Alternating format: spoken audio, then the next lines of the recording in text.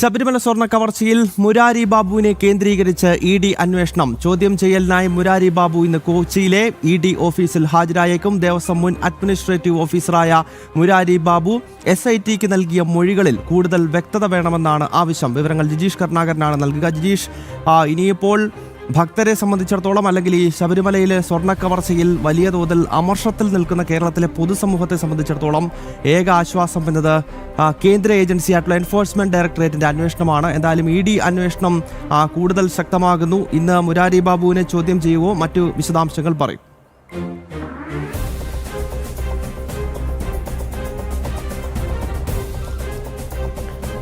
Gautam, enforcement directorate ഈ സ്വർണ്ണ കവർച്ചയുമായി ബന്ധപ്പെട്ട് ശബരിമലയിലെ സ്വർണ്ണ കവർച്ചയുമായി ബന്ധപ്പെട്ട് രണ്ടാം ഘട്ട അന്വേഷണത്തിലേക്ക് അല്ലെങ്കിൽ അതിന്റെ തുടർച്ചയായി നേരത്തെ നടത്തിയ റെയ്ഡുകളുടെ തുടർച്ചയായ അന്വേഷണത്തിലേക്ക് കടക്കുമ്പോൾ അതിൽ ഏറ്റവും പ്രധാനമായും കേന്ദ്രീകരിച്ചിരിക്കുന്നത് മുരാരി ബാബുവിലാണ്. മുൻ അഡ്മിനിസ്ട്രേറ്റീവ് ഓഫീസറായ മുരാരി ബാബുവിൽ നിന്ന് നിർണായക വിവരങ്ങൾ ചോദ്യം ചെയ്യലിലൂടെ ലഭിക്കുമെന്ന് തന്നെയാണ് അന്വേഷണ സംഘം കരുതുന്നത്. കാരണം ചെമ്പുപാളികളെന്ന് രേഖപ്പെടുത്തിയത് മാത്രമല്ല, അതിന് പിന്നിൽ പ്രവർത്തിച്ച, അതിന് സ്വാധീനം ചെലുത്തിയ ആളുകളെ അടക്കം കൃത്യമായി മുരാരി ബാബുവിന് പറയാൻ കഴിയുമെന്ന് അന്വേഷണ സംഘം മനസ്സിലാക്കുന്നു. അതുകൊണ്ട് തന്നെയാണ് മുരാരി ബാബുവിനോട് കഴിഞ്ഞ വെള്ളിയാഴ്ചയായിരുന്നു ആദ്യം ചോദ്യം ചെയ്യലിന് ഹാജരാകാൻ ആവശ്യപ്പെട്ടുകൊണ്ട് ഇ.ഡി. സമൻസ് അയച്ചത്. അന്ന് ഹാജരായില്ല.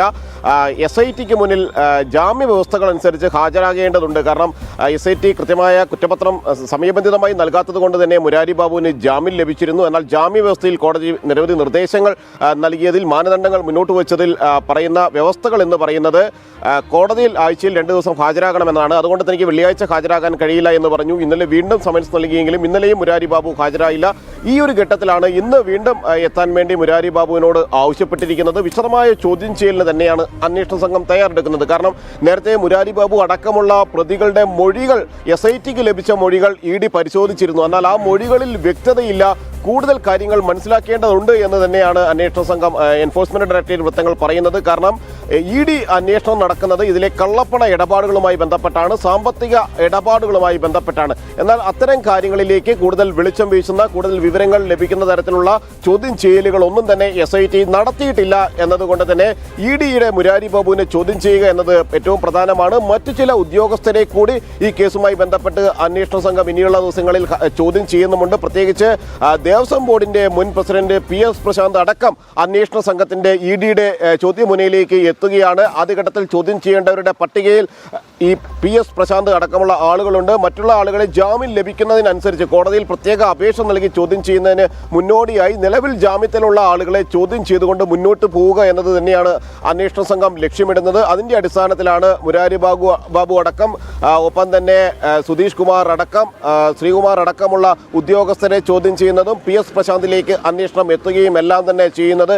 നിലവിൽ ലഭിച്ചിരിക്കുന്ന തെളിവുകൾ, കാരണം SITയിൽ നിന്ന് ലഭിച്ച ചില മൊഴിപ്പകർപ്പുകളുണ്ട്. ആ മൊഴിപ്പകർപ്പുകൾ അന്വേഷണ സംഘം പരിശോധിച്ചിരുന്നു. അതിനുമപ്പുറം ഇ.ഡി. സംസ്ഥാന വ്യാപകമായി നടത്തിയ റെയ്ഡിൽ, സംസ്ഥാനത്തിന് പുറത്തുമായി നടത്തിയ റെയ്ഡിൽ നിരവധി തെളിവുകളും ഡിജിറ്റൽ ഉപകരണങ്ങളും എല്ലാം കണ്ടെത്തിയിരുന്നു. ആ കണ്ടെത്തിയ ഡിജിറ്റൽ ഉപകരണങ്ങളിലെ തെളിവുകൾ കൂടി ക്രോഡീകരിച്ചുള്ള ഒരു അന്വേഷണത്തിലേക്കാണ് അന്വേഷണ സംഘം നീളുന്നത്. അതു സംബന്ധമായ ചോദ്യങ്ങൾ കൂടി അന്വേഷണത്തിൽ ഉണ്ടാവുകയും ചെയ്യും. പ്രധാനമായും ഈ ഒരു അന്വേഷണത്തെയും അതിൻ്റെ തെളിവുകളെയും കേന്ദ്രീകരിച്ച് തന്നെയാണ് ഇ.ഡി. മുന്നോട്ട് പോകുന്നത്. ഗൗതം, ഓക്കെ ജിജീഷ്, എന്തായാലും ശബരിമല സ്വർണ്ണ കവർച്ചയിൽ ഇ.ഡി. അന്വേഷണം കൂടുതൽ പിടിമുറുക്കുകയാണ്. മുരാരി ബാബുവിനെ ഒരുപക്ഷെ ഇന്ന് ചോദ്യം ചെയ്യാനുള്ള സാധ്യത തെളിയുന്നു. SITയിൽ നിന്നുള്ള രേഖകൾ, വിവരങ്ങൾ നേരത്തെ തന്നെ ഇ.ഡി. ഏറ്റെടുത്തതാണ്, അല്ലെങ്കിൽ അതിൻ്റെ വിവരങ്ങൾ ശേഖരിച്ചതാണ്. അതിനുശേഷമാണ് ഇപ്പോൾ പ്രതികളെ ഓരോരുത്തരെയായി ചോദ്യം ചെയ്യുവാൻ കേന്ദ്ര ഏജൻസിയായിട്ടുള്ള ഇ.ഡി. ശ്രമിക്കുന്നത്. വിവരങ്ങളുമായി ചേർത്തത് കൊച്ചിയിൽ നിന്നും ജിജീഷ് കരുണാകരനാണ്.